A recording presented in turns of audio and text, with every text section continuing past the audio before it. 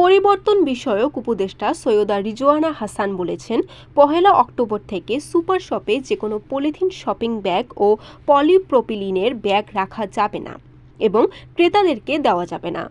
বিকল্প হিসেবে সব সুপার শপে বা এর সম্মুখে পাট ও কাপড়ের ব্যাগ ক্রেতাদের ক্রয়ের জন্য রাখা হবে। এখানে তরুণ ও শিক্ষার্থীদের সম্পৃক্ত করা হবে।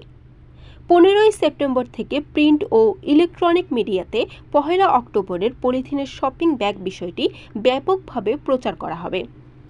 পত্রিকায় গণবিজ্ঞপ্তি প্রকাশ করা হবে।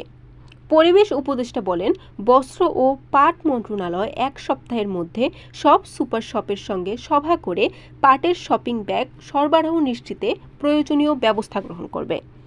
পরিবেশ অধিদপ্তর ইএসডিওর সঙ্গে মিলে ৩০শে সেপ্টেম্বরের মধ্যে বিকল্প পরিবেশ বান্ধব উপাদানে তৈরি পাট বস্ত্রের ব্যাগের উৎপাদনকারীদের নিয়ে একটি মেলার আয়োজন করবে। বরিশাল.নিউজ।